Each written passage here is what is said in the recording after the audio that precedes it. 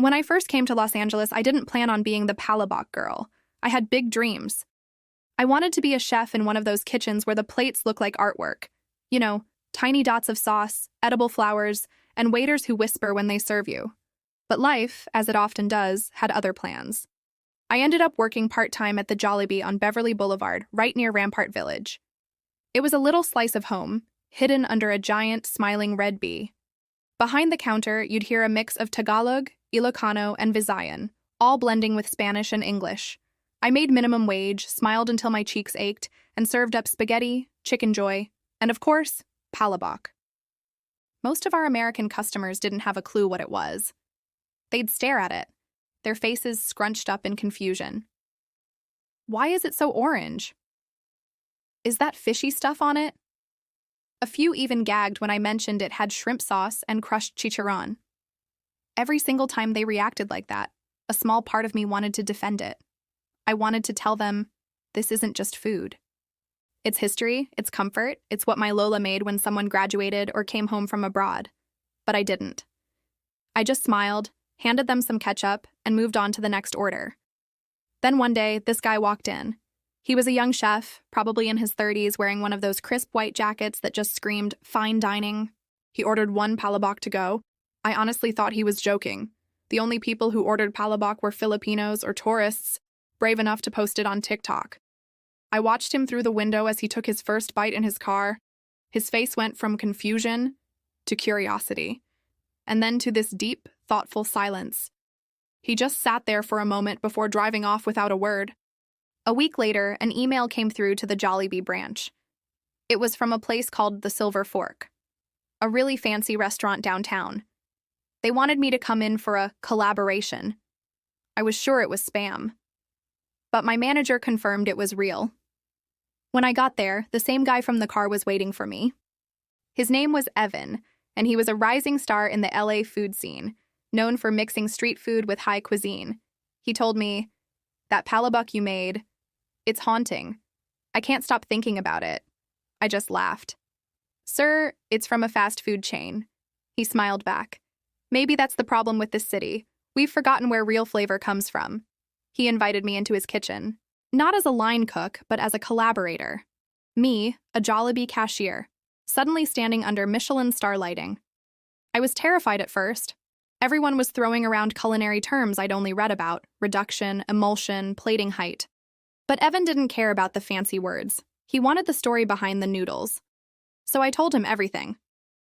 I told him how every region in the Philippines has its own version of Palabok, how my mother used tinapa flakes instead of shrimp, and how the sauce would simmer with garlic until the whole kitchen smelled like a Sunday family gathering. I explained that it's a dish of celebration, made from cheap ingredients but elevated by pure heart. He listened intently, nodding like he was hearing a gospel. "We'll build from that," he said. For the next 2 months, we experimented. He brought his techniques, I brought my memories. We worked on shrimp broths, made chicharron dust from scratch, and plated the noodles like they were strands of silk. We weren't trying to copy Jollibee's version, we were trying to honor it. The final dish was incredible. Thin rice noodles coiled perfectly, topped with a golden shrimp emulsion, a delicate dusting of pork cracklings, a drizzle of calamansi gel, and a soft boiled quail egg. Right at the center was a single, beautiful shrimp glazed with annatto oil. He called it Palabok de Barrio. When it first hit the menu, the critics were skeptical. A Filipino noodle dish in a Michelin-style restaurant? But when they tasted it, the whole room fell quiet.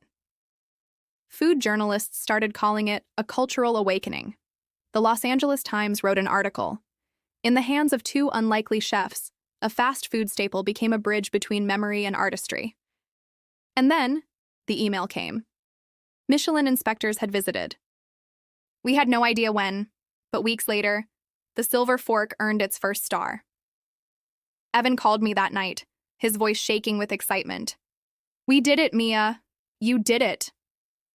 But I corrected him. It wasn't just me. It was my mother, my Lola, and every Filipina who ever made palabok in a small kitchen and never got the credit they deserved. A week later, Evan invited me to speak at a food symposium. When it was my turn, I looked out at the audience, chefs, critics, journalists. all of them waiting for me to explain what made Palabok so special. I took a deep breath and said, "You laughed at it once. You said it looked weird, smelled fishy, that it didn't belong. But you know what? That's what they used to say about us Filipinos too.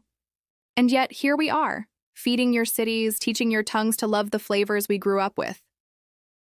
The room went silent and then erupted into applause. Months after that, Jollibee's sales in LA skyrocketed. People weren't just lining up for Chicken Joy anymore. They were coming for the Palabok. The one dish everyone had ignored now had a waiting line. People came in suits, in scrubs after a long hospital shift. All of them hungry for something real. Sometimes I still go back to that Jollibee and just watch people eat. I see the slurp, the grin, the warmth that spreads across their faces. It's still the same Palabok, made with the same love. Only now it's respected. And as I help clean up the tables at closing time, I whisper a quiet thank you to that big red B logo outside. Because sometimes the food they laugh at today becomes the flavor they can't live without tomorrow. Thank you so much for listening to my story. If you enjoyed it, please consider liking this video and subscribing for more. It means the world. See you next time.